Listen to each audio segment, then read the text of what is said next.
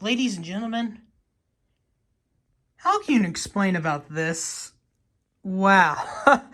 This is probably going to be one of the most ultimate Blu-ray videos I've done in about a year. You might have remembered that big Amazon Prime haul video I did over a year ago, and this is like a big shopping spree mall I did last weekend, and oh boy, I gotta say, this is probably one of the best weekends I had last Friday. So this is an ultimate Blu-ray edition video. And so I am going to do the best to explain them all, how I got these. Now, there are going to be three questionable ones you might ask. Well, I'll explain them a little bit later on. There are a couple movies. There are two TV specials, as you can see. A couple of recent ones. Well, not really recent. A lot of these I bought specifically that have been used. Pretty much all of them, except for two, have been used.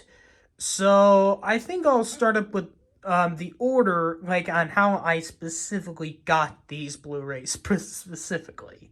I just made this a last minute change. Instead of actually going through a specific order of how I bought these, I would just like what store I got these at, because basically had piled them up. Instead, I would go in specific order that I have in place. So the first three is kind of a coincidence that you might tell something kind of a bit of it out there, because I bought two different Blu-rays that I already have gotten. Moana, The Polar Express, and the first Toy Story. Now, I have already gotten a regular Blu-ray of Moana and The Polar Express, and I also had gotten the UK version of Toy Story. I have bought this at my at a Rite Aid. I bought this at Books A Million, and I got this part of the Amazon Prime haul day. As you can tell, it's a UK edition because of the PG style it has.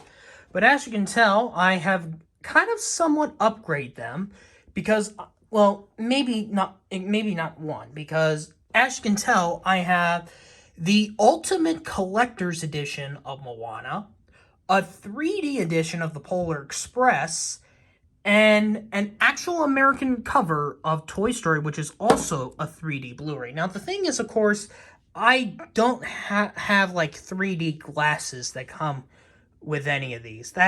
I think you get them specifically on a 3D Blu-ray player or something like that. Yeah, so maybe you might have to find something off on eBay or something to get these. But I don't know. There are many reasons why I think I might have wanted to buy these.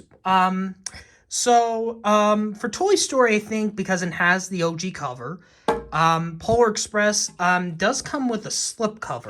Same thing with Moana. And as you can tell, all these have been used because I had got them all at my Elite Games. That is kind of like around near the Golden Strip area, where there's going to be a Popeyes and a Chipotle coming very soon. That's going to be surprising.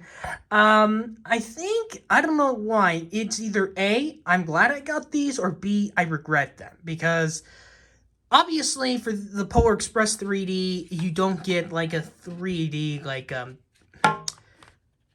disc, because it doesn't come with a regular Blu-ray disc, because it only came with the 3D for the used one. So it only comes with a 3D edition. So maybe it's kind of nice that I got them separately. So a regular one and a 3D edition.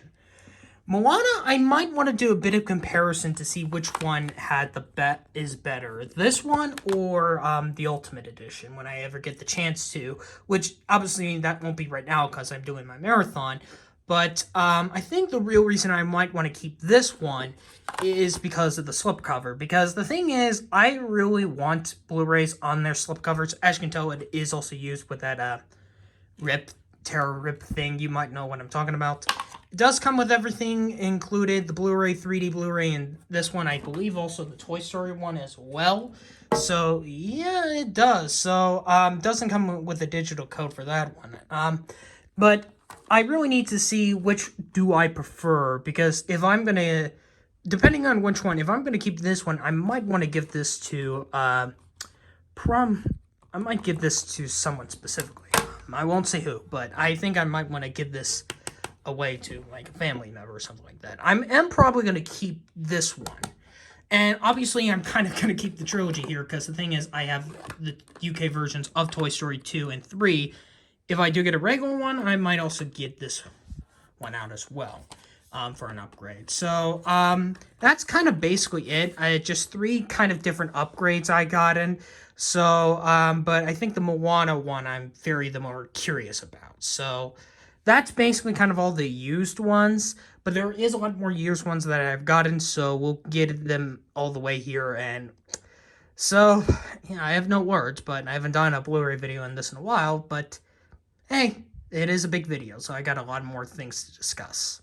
Kind of going back a little bit on 3D Blu-ray slash slipcovers, well, these are definitely 2 that I actually managed to get that I do think was worthy, not also for their special editions, but also their slipcovers. Monsters Incorporated and Life of Pi. Now, I am a pure childhood to the original Monsters Inc. DVD. I really do, especially the second disc.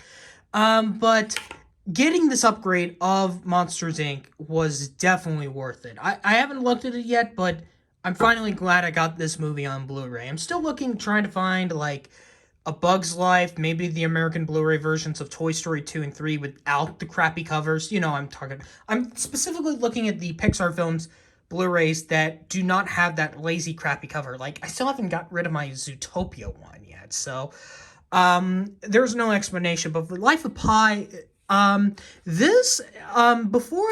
obviously, as I said, I'm doing my Oscar movie marathon as of this recording. Before that, I have been kind of going back to watch some of the Oscar movies of the early 2010s that I did not get to watch, specifically from 2010 through 2014, including a rewatch in the picture nominees. And this was kind of a beautiful experience. It obviously, of course, the film that would give you vibes of that would. I could almost see, like, the video game Raft being an inspiration of this game, but instead of you're dealing with a tiger, you deal with a shark.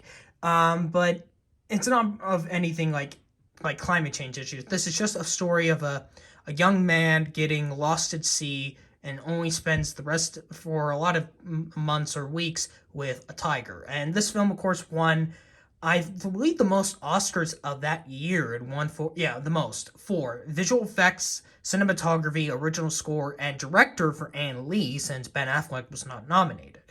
Definitely a great experience, and I know there was a regular one, but I got this. This is one of the ones I got at Books A Million, so which is, or BAM for short, at my local mall. So one of the few stores that's located in the Lycoming Mall. And speaking of the Lycoming Mall, around that area, my Best Buy closed nearing the end of the year. So unfortunately, I can no longer get Blu-rays at my local Best Buy. It had been closed for a few months, which I did not know it was closed until 2 weeks ago. But oh well, it was kind of worth it to go back to up the mall area just to get, like, specifically that's where my local Books A Million and Target is. So definitely, I really want to explore these, but as I said, I'm doing a marathon. I don't know why I say it, but as you can tell, they're both Ultimate Collector's editions, like the Moana one. 3D Blu-rays, of course, I don't have 3D glasses. I don't know if they will work, but oh well. Heck, I still got the movie nonetheless, physically. This next one, I do want to focus on its own, because this was definitely a movie I really wanted to get. And I finally did, but I was surprised what Blu-ray I got. And this is, I believe, I forgot to do my research, but I believe this is the Target, or is it a Target or Walmart or Best Buy? I think it was a Target exclusive. Put down in the comments if this was Target, Walmart, or Best Buy or something else. But yep, it's Star Wars The Force Awakens. I had finally gotten the last film from the sequel, the first one from the sequel trilogy, the last one I needed to get, because I do own The Last Jedi and Star Wars The Rise of Skywalker. Obviously, this one is more of a flipbook Blu-ray, as you can tell, like the Indiana Jones ones, DVD and Blu-rays respectively.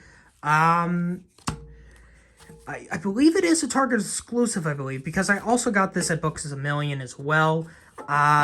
This was the only one, and as you can tell, sometimes Books a Million really wants to stick extremely heavy stickers on these. I understand, like, for not stealing is, I get it, but it's just like it's hard to eliminate them. Like, there's like a big massive sticker around this. I don't know if it was actually in Target, but since this is used, I believe they did it. So I'm not against any of the employees. I'm not calling them out. It's just that that's something that kind of is a pain to remove some of the stickers. You'll see that one prime example for one movie in particular, not one that's damaged, but one with sticker issues. So a couple of them are, but this was definitely one of them. But I am so glad I got this. It's been about damn time I finally got the Force Awakens. Like, as I said, I had the next two, Last Jedi and Rise of Skywalker, and now I've completed this.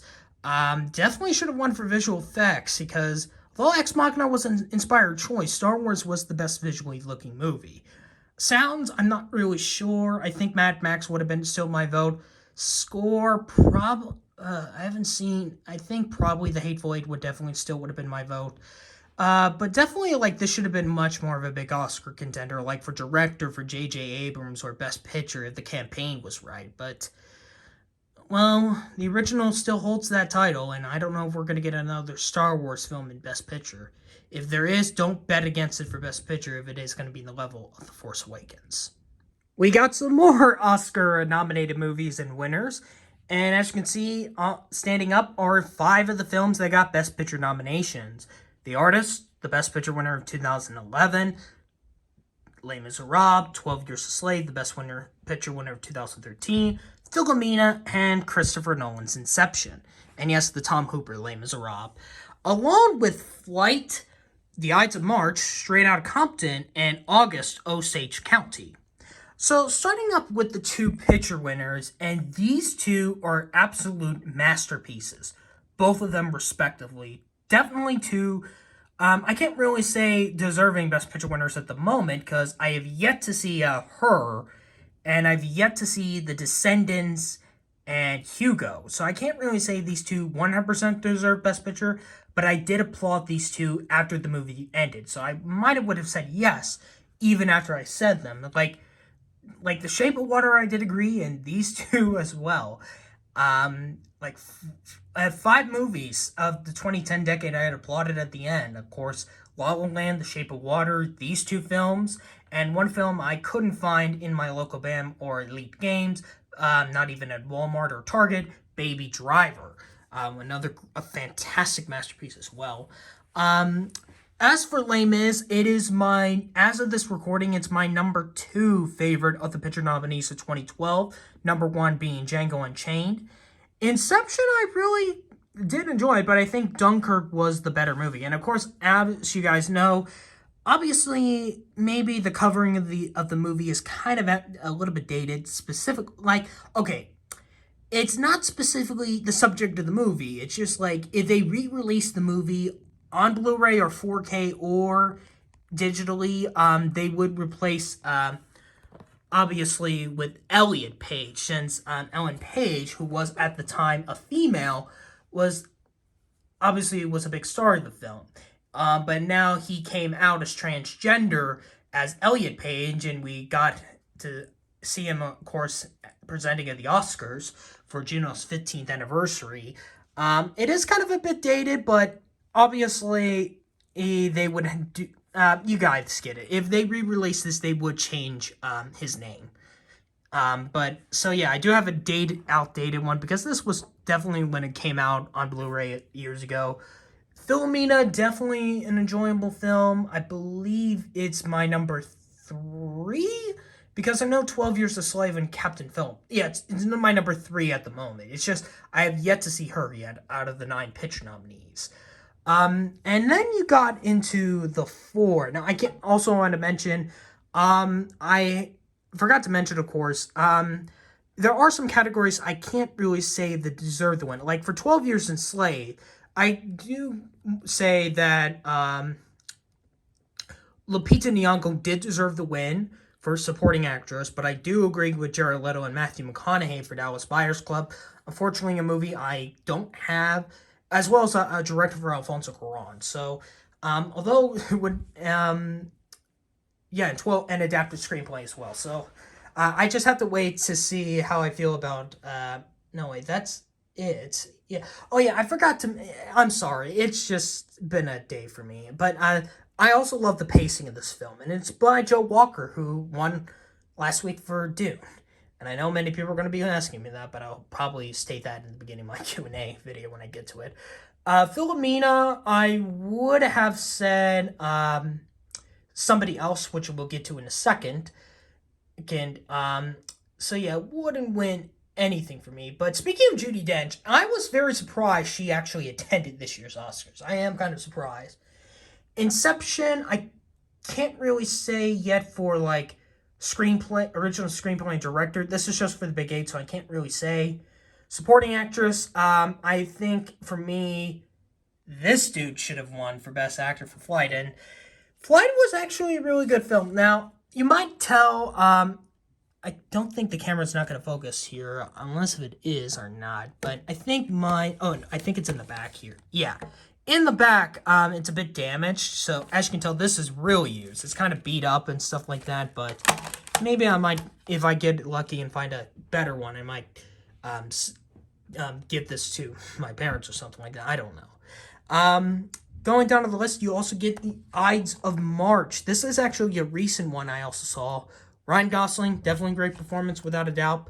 Straight Outta Compton, for me, it should have won original screenplay. I've been looking for this one specifically. Unrated director's cut and also theatrical version, so interesting. I haven't seen the unrated version, but this was a movie I've been wanting to get on Blu-ray for a while, and I'm finally glad I got this. And then for August Osage County, I would definitely say this is awkward, although kind of a very underrated film. I really wish this movie got more recognition than what critics do for critics, because definitely Meryl Streep, for me, I think she should have won this, because I don't know much about The Iron Lady as a recent watch, but I can't really say completely yet because I haven't seen Albert Nobbs. And Julia Roberts is totally in the wrong category. Chris Cooper was also another great one. I did not know Benedict Cumberbatch was in this movie till I saw it. So, like, he was in this, and then I saw him in War Horse, and then Adam Driver was in Lincoln. Notable actors that before they became who they are, as he became Doctor Strange, and we know him in the Imitation Game of the Power of the Dog, and he was Sherlock. No one did not know he was in August Osage County, so it's kind of been shocking. It's like Paul Rudd in The Perks of Being a Wallflower. So, a lot of Oscar movies, and I still got a little bit more to go here. Ladies and gentlemen, we now go down to Middle Earth with these three movies. So, as part of the marathon, I was watching the Hobbit trilogy, and after the Hobbit trilogy, I saw the Lord of the Rings trilogy for the first time. So the question was I going to find them individually, or I'm going to get, like, there was, like, a Blu-ray set for both of the trilogies at Walmart, but they were not there. But I did found these three at BAM as well. Fortunately, I have only gotten the Lord of the Rings that was there on Blu-ray, were the Lord of the Rings, the Fellowship of the Ring, the Best Picture winner of 2013, as you can see right there, the Lord of the Rings, Return of the King, and The Hobbit, An Unexpected Journey. Unfortunately, they didn't have my personal favorite of the series, The Lord of the Rings, The Two Towers, as well as The Hobbit, The Desolation of Smaug, my least favorite one, and The Hobbit, The Battle of the Five Armies. I would say this one's a little bit the Hobbit trilogy is kind of a bit underrated. I would say The Desolation of Smaug, I would agree with the critics, it was okay. Battle of the Five Armies is extremely underrated. I might say The Fellowship of the Ring might be my least favorite, and then it goes The Return of the King, and then The Two Towers. But if I go by franchise itself, it would go The Desolation of Smaug, An Unexpected Journey, The Fellowship of the Ring, I'm sorry. The Battle of the Five Armies, The Return of the King, The Two Towers. So, I know a lot of people said this is the best one, but for me, it's The Two Towers. Maybe there could be a day I might get an upgrade and actually get all three movies, or just get the other three individually. So, we'll have to wait and see. But it was a great experience, for the Middle Earth series. I am probably not going to be watching that Amazon series, so I'm not really that interested in that. Not really a franchise that I would also want to go back, but I think it was definitely worth them watching them, and might maybe not like like a yearly visit, but maybe if I do have the time to watch him again. Of course, we all know Easter is in about a week or so. Let's go and probably talk a little bit early about Thanksgiving and Christmas. At Enlightened Games, I managed to find the Blu-rays of A Charlie Brown Thanksgiving, A Charlie Brown Christmas, and Dr. Seuss's How the Grinch Stole Christmas. Sadly, there was no Blu-ray for It's the Great Pumpkin Charlie Brown, so that kind of sucks, but oh well. So, as you can tell, how can I not buy these two? Especially the Charlie Brown Thanksgiving one. Now, the Grinch one, of course, is kind of a bit of, like, a kind of a continual holiday favorite. I don't like usually the first act, but, like, once they got into the book adaptation, that's when it kind of starts to get good. I don't usually watch the movie. I just only watch the best part of the movie and like, when they start the book and then like that. Like, okay, yeah, Jim Carrey's Grinch, how can I say? I know it would be out of place for me, like the Polar Express one, so yeah, I could have put that in this one, but since I have it already before, once again, all these three are used. Two other bonus peanut specials.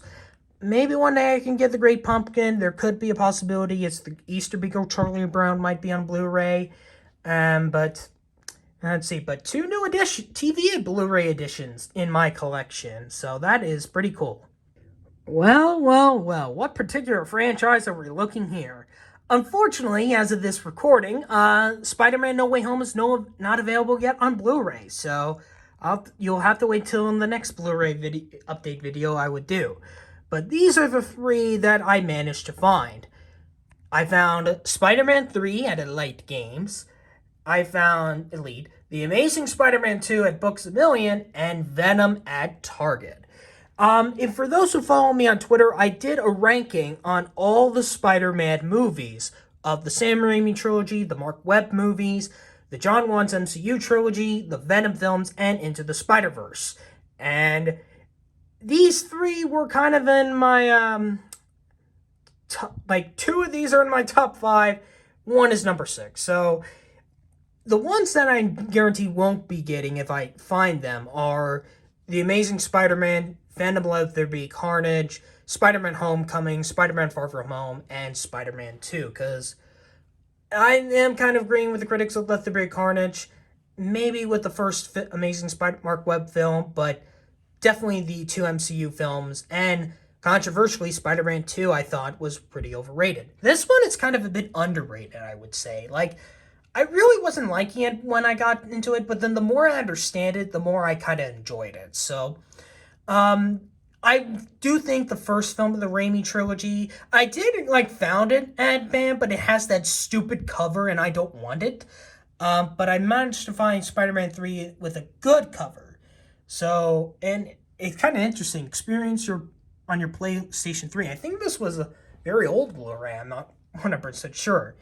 Amazing Spider-Man 2, I'm sorry, I'm into the positivity on this film. Now, I kind of mentioned earlier about stickers. Well, you might have told there's kind of a little bit of a missing here because there was a big heavy sticker. I forgot it was like a great condition one. I had this issue before with Cars 3, my Blu-rays for Cars 3 and Rango, where I had to get rid of the entirety of the sealed portion of the Blu-ray where the cover is at, and I had to tape the cover in. It's not really great doing that, so I decided instead of doing that, I just cut around the sticker here. There's still a portion here that's kind of close to the case, but I just don't want that sticker on front of it. It kind of ruins my experience. So yeah, this one is extremely underrated, but this was a film I like that everybody hates. I really did enjoy Venom. I don't understand why critics hate this movie. I can understand with the visuals, but this is definitely the better Eddie Brock than, of course, the one for Spider-Man 3, of course. And obviously it was nice to see Hardy in the post-credits scene of No Way Home. So, pretty excited. So I've gotten 3 of the ones I did enjoy with Into the Spider-Verse. I just only need to get the first Spider-Man in its good cover and Spider-Man No Way Home. I've yet to see Morbius yet. I know that's gonna suck if I when I watch it soon. Definitely not theaters, but when it comes out digitally. But I'm not looking forward to Morbius at all. I might like it like Venom, but I don't think so. And finally, for this Blu-ray, this is another one I got at my local Target. And this is actually the latest film from Wes Anderson, The French Dispatch of the Liberty, Kansas Evening Sun. And I asked, why was this not nominated for any Oscars? I mean, seriously. Now, you might think, wait, isn't this going to be released in Criterion? Well, as you guys know, a lot of the Wes Anderson films are on Criterion except for this film and Isle of Dogs. If they do, Isle of Dogs will probably go in next before this film, because it did take a while for the Grand Budapest Hotel to be released on Criterion. So we do not know when this movie is going to be on the Criterion Collection, maybe in 5 years or so, because of who Wes Anderson is. But at the moment, I just got the regular Blu-ray. Probably would be worth it for right now until the upgradable thing for Criterion, when they get the chance to do it. I really did enjoy it. Jeffrey Wright and Benicio del Toro definitely give fantastic performances here. Love the creative writing, although there are some issues, definitely. But I would say this is my second favorite Wes Anderson movie behind the Grand Budapest Hotel. This was definitely a great experience to watch this movie. As you can tell with all the background scenes with Tilda Swinton, Owen Wilson, Frances McDormand, like all the chapters it does have with Adrian Brody.